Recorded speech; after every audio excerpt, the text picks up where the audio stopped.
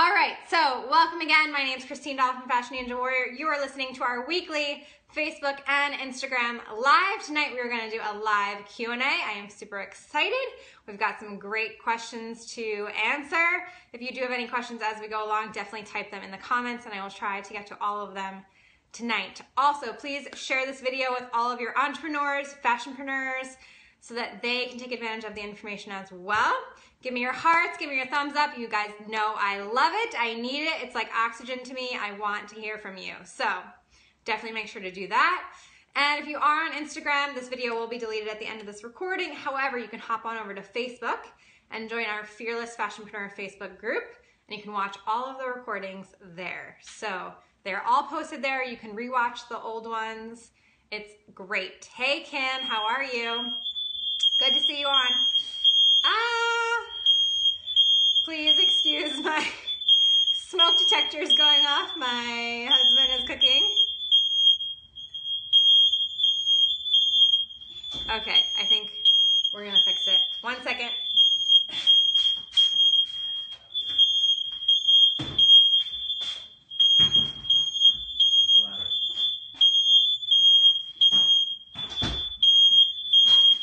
All right, 1 second, 1 second. At least we got the dancing in already, right? Oh, we have way too many fire detectors in our new condo. Okay, I think they're off for the most part. Nope, still going. All right, we're good. I'm gonna continue. Hopefully you guys can hear me. Okay, so our first question comes from Precious. Precious wanted to know that, oh my gosh, if you are requesting a garment from a boutique for a photo shoot, are there specific details that you put into the email request?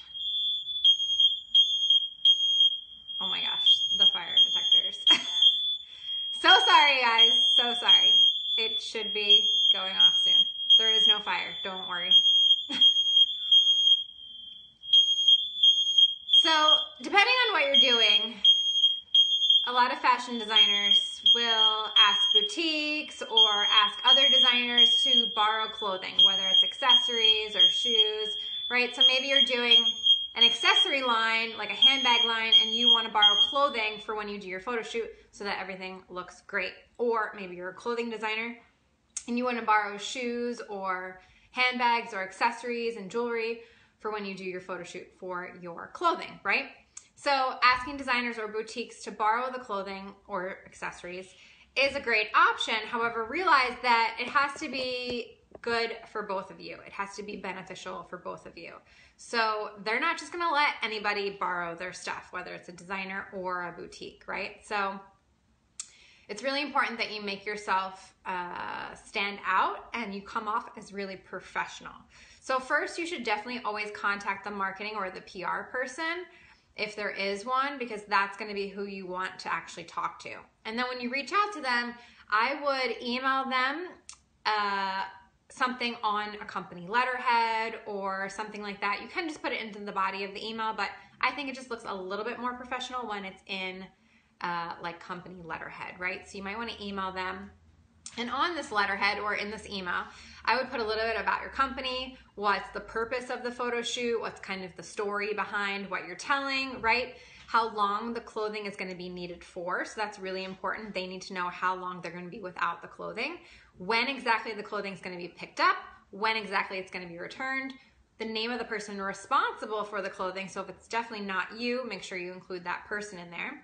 Also let them know when the photos are actually going to be made available to them. So a lot of times the only reason they're letting you borrow clothes is because they actually want photos in return. So a lot of times, especially when I was a new designer, I would borrow a lot of jewelry designer stuff and it would be like a trade-off, like you give me your stuff and I'll give you great photos of your jewelry in return.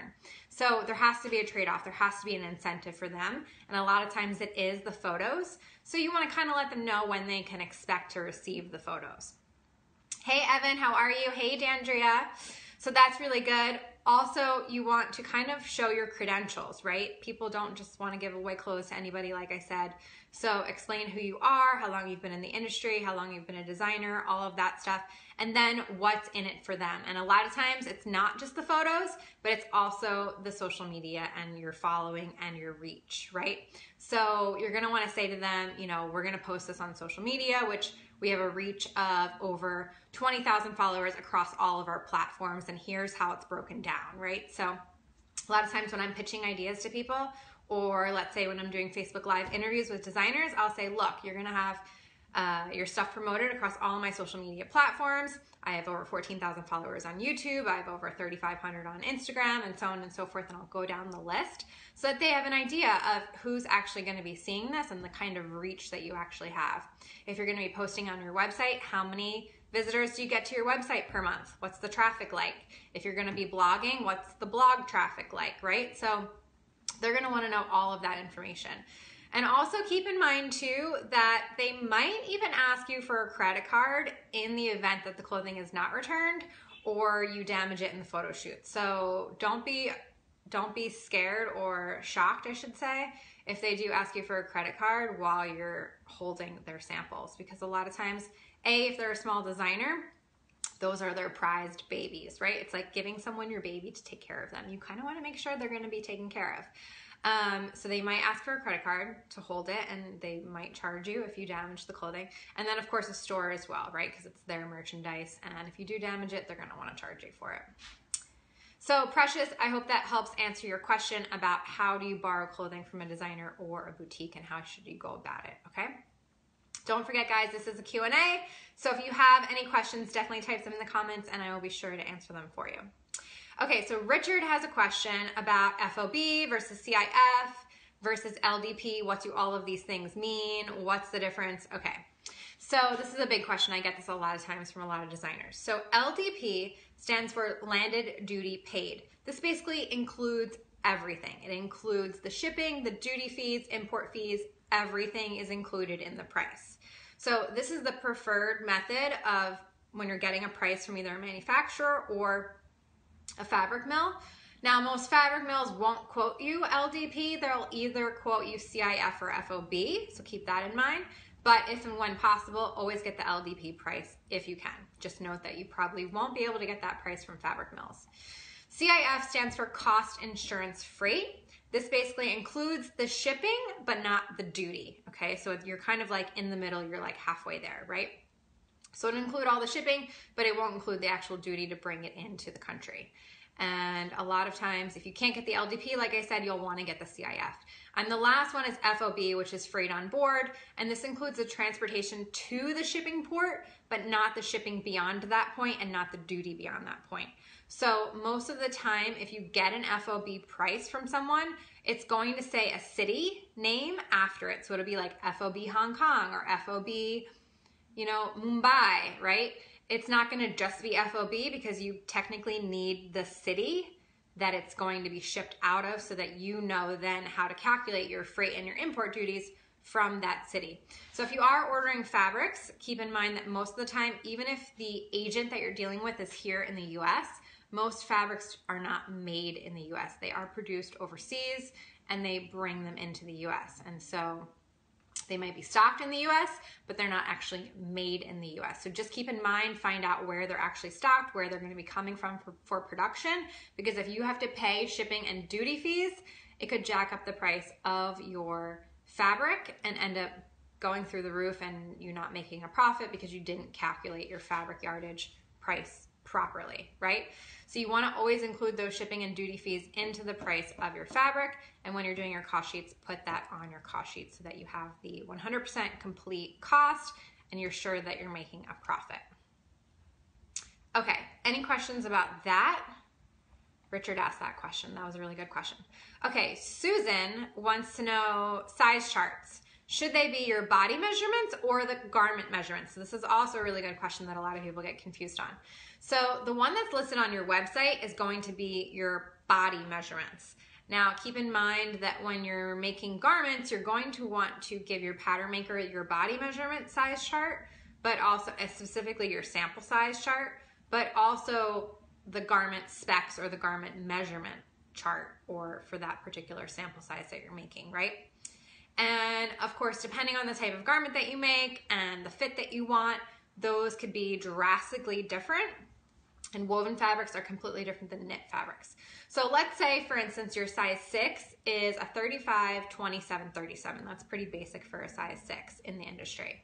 If you were doing woven fabrics, most likely those are body measurements, right?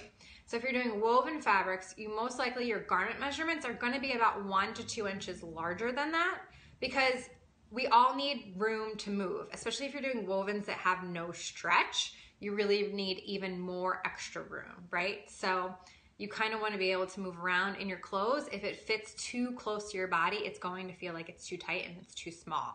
So typically in the industry, we add 1 to 2 inches for wovens, especially around your hips. You need at least 2 inches, because literally to be able to sit down, your butt stretches, and that's why you need that extra 2 inches, okay? So you literally need it in order to sit down. If you've ever like tried on jeans that had no stretch in them or something, and I always say like do the sit down test, right? And you can't sit down, it's because they're too tight in your hips, right? So they might look fine when you're standing up, but not when you're sitting down. And you sit down a lot, so that's kind of important. So let's say if you were doing a woven with no stretch, your garment measurements might be 36, 29, 39. They might be a little bit higher than the body measurements of 35, 27, 37, right? But if you were doing knit fabrics, usually your garment specs are smaller because knits stretch, right? And they fit a wide range of body sizes. So typically, depending on the amount of stretch will depend on how small, but you can sometimes go 1 inch, 2 inch, 3 inches, 4 inches, 5 inches smaller than the actual body measurements, and your pattern maker is going to really be able to help you determine this once you give them the fabric and they understand the amount of stretch and the amount of recovery. So recovery is how much the fabric bounces back after you've stretched it. So a lot of things that have great recovery, when you stretch them, they bounce right back immediately. If it doesn't have great recovery, it kind of stays stretched out, right? And we've all kind of had those like knits that don't quite go back, right? So in that case, your body measurements, or I'm sorry, your garment measurements might be for a 35, 27, 37. They might be 33, 28, 36, right? And notice I didn't go down in the waist size.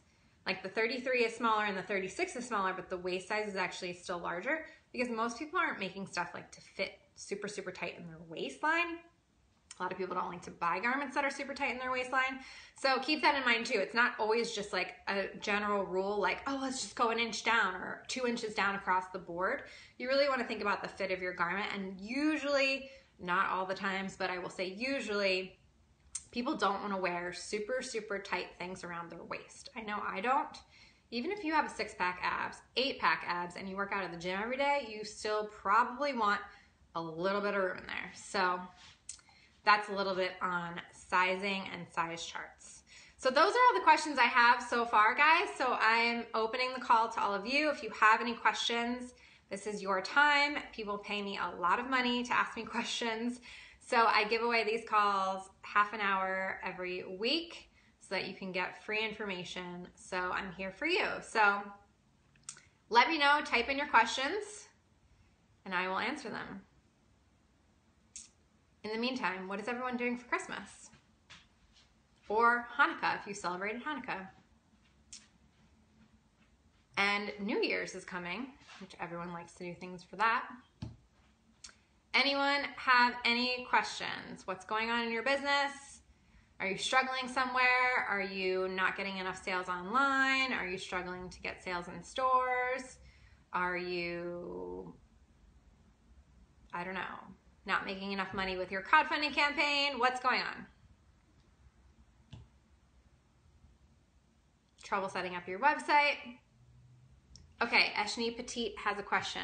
What have you seen is the best marketing strategy to get the work out after a launch? Because there are so many. What have you seen is the best marketing strategy to get the work out? You mean to get your line out? I'm assuming that's what you mean by workout after a launch. There's a million marketing strategies. Word? Oh, to get the word out. Okay, now that makes a little bit more sense. What have you seen as the best marketing strategy to get the word out after a launch? So I typically like to do all of my marketing strategies prior to a launch. So what I teach most of my clients to do, and if I don't get to your question, just ask it again, okay? What I teach most of my clients to do is to build their tribe and build the following before they actually launch, so that by the time you do launch, you have a crowd to launch to and they're dying to get your product, right? Especially if you're doing e-commerce, right? So that's super, super important, and there's several ways to do that. Digital marketing is one of the best ways, especially if you're doing online e-commerce sales. And digital marketing includes everything: blogging, email marketing, social media, your website e-commerce, keywords, SEO, backlinks, video, all of that is kind of included in digital marketing. And it's really hard to say if one is better than the other. I recommend a variety of all of them to all of my clients, because I don't think you can just do one thing. I don't think you can just blog and get away with building a big enough following. I don't think you can do just email marketing and build a big enough following. They all kind of interrelate, and once you start building up the content that you're promoting and you figure out how to differentiate it across all of the different platforms, you're gonna see how they all start to work together simultaneously. So doing live video is also included in that, which is why I do these Facebook Lives. So does that answer your question, Ashni Petit? I know I kind of didn't give you a solid answer. I'd have to really work with you one-on-one, but does that help you? Let me know. I'm writing down your questions so that if you have more questions, I can come back to it. Okay, Aisha has a question. Any fabric in particular that has great stretch that won't lose its shape after several washes? I can't really specify a specific fabric, because every fiber, every weave of a different fabric, every knit of a different fabric reacts differently. You could have two pieces of nylon spandex and one has great stretch and one has horrible stretch. You could have two pieces of micromodal and one of them pills and loses its weight, it loses its shape after you wash it a couple times, and the other one doesn't. I will say that modal in general is known for not pilling as easily, especially if you get micromodal and especially if you get cyro spun. So anything that's cyro spun, and this is getting really technical now, but it's the way the fabric is woven, and micromodal just means the fibers are super, super, super tiny. For whatever reason, that they made it that way, particularly so that it wouldn't pill as easily. But with anything, I tell my clients all the time, you really have to wash it. You have to wash it, you have to test it. Put that thing on high, run it in the dryer. How many times are you gonna wash it before it starts to pill? Because essentially all knits will eventually pill. It's just a matter of time of how long it takes and how many washes until it actually pills. And just because you put wash on cold and hang to dry doesn't mean that your customers are actually going to do that. So you have to kind of treat it like people would just completely abuse your washing instructions and do whatever they want, and test it and see how it works. So I can't give you an actual answer, Aisha, but just understand that every fabric is different. Every category of fibers are different, and you could have even 5 to 10, let's say, nylon spandex or poly spandex blends, and they're all completely different. It's crazy. I know it sounds really crazy, but that's kind of the way it is. And that's honestly why it takes so long to do fabric sourcing. I mean, I tell people 3 weeks is a minimum. Don't be surprised if you spend 3 months, especially if the fabric is like the core of what you're doing. So a lot of people are like, well, I want to make a t-shirt brand and the fabric really matters. I want something that's really yummy and not what they can get at American Apparel and all these different brands, right? And so it could take you easily 3 months to find a t-shirt fabric that you're in love with, that doesn't pill, or if you're looking for something that's eco-friendly or all natural fibers, whatever it is, like the more things you start adding to your list of wants, you know, so to speak, the longer it's going to take you to really find something. And of course, the price is going to be a huge, huge factor in all of that. So good. I'm glad that that helps. Okay, great. Hey, Nancy, how are you? But that's a great question. A lot of people don't understand that you could have 10 fabrics that all say 95.5 polyspan, and they're all completely different. Like literally night and day, some of them. And a lot of that depends on the weight. A lot of it depends on the knit construction, etc. So lots of things to think about when you're designing a line. All right, any other questions? We still have about 8 minutes left.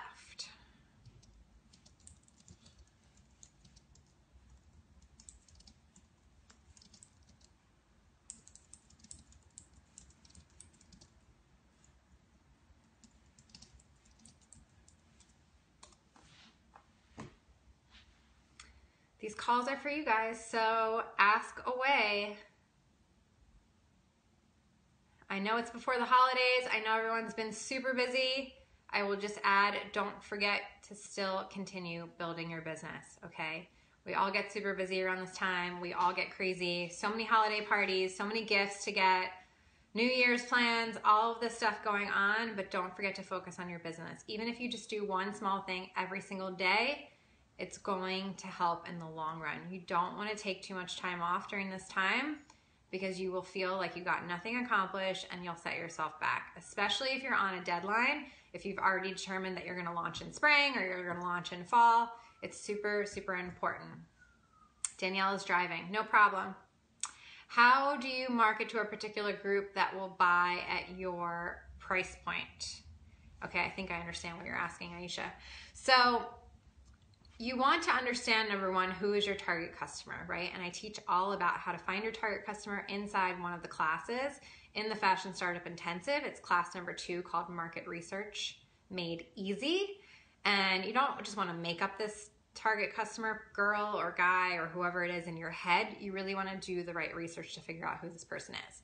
Once you find out who they are, you can then market to them because you'll already know their likes, you'll already know their hobbies, you'll already know what brands they shop to, you'll already know what this person is all about, what places they like to travel, what music they like to listen to. So everything that you do on your social media, everything that you do with your blog, everything you do with your email marketing is all going to be geared towards this particular customer. So there's a certain tone of voice, there's a certain type of language that you use.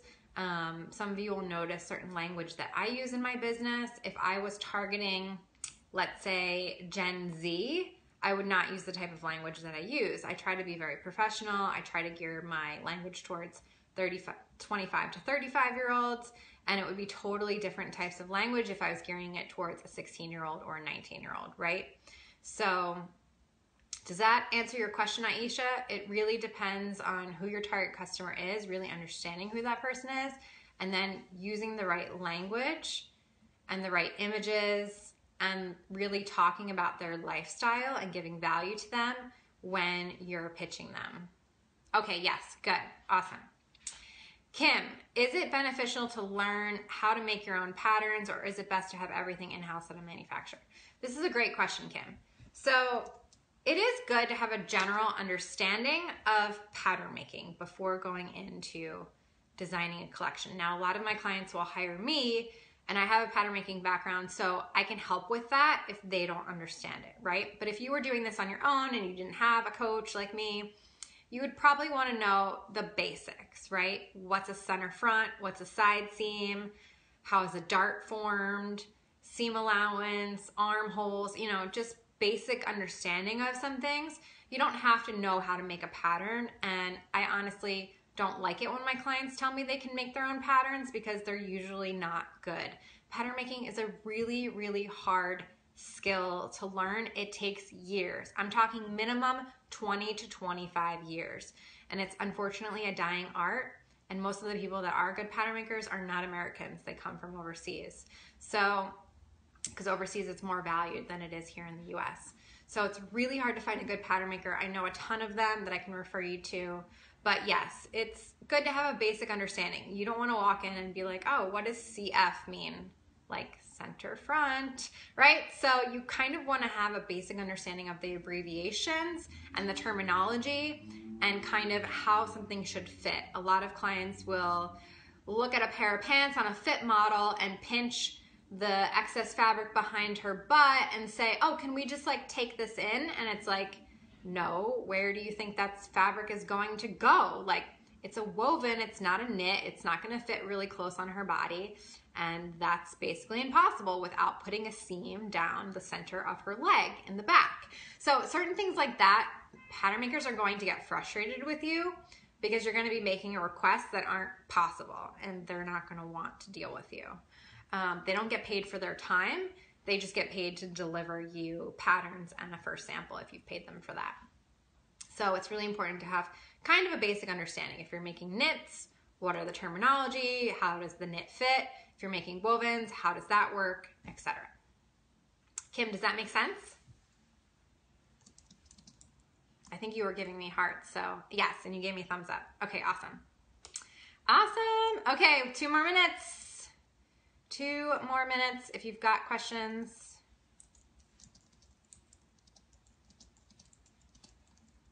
Yes, you're hired. I know, Kim. You're already working with me. Love working with you.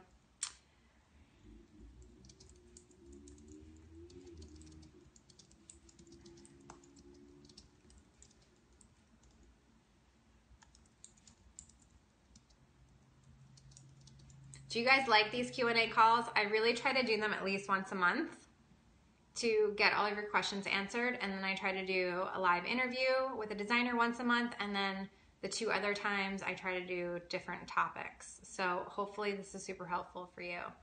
All right, so that's all the time we have left. I hope you all got a lot out of the call tonight. Keep in mind, next week we will not be doing a Facebook Live. It is Christmas, yay! So no Facebook Live. Merry Christmas to everyone who celebrates Christmas. If you celebrate Hanukkah, happy Hanukkah. Whatever you celebrate, happy holidays. Hope everyone has a fabulous and wonderful new year. Don't forget to not make your resolutions. Instead, make goals. And if you have no idea what I'm talking about, you can read my blog all about not making resolutions and making goals for 2018. I don't make resolutions, I only make goals.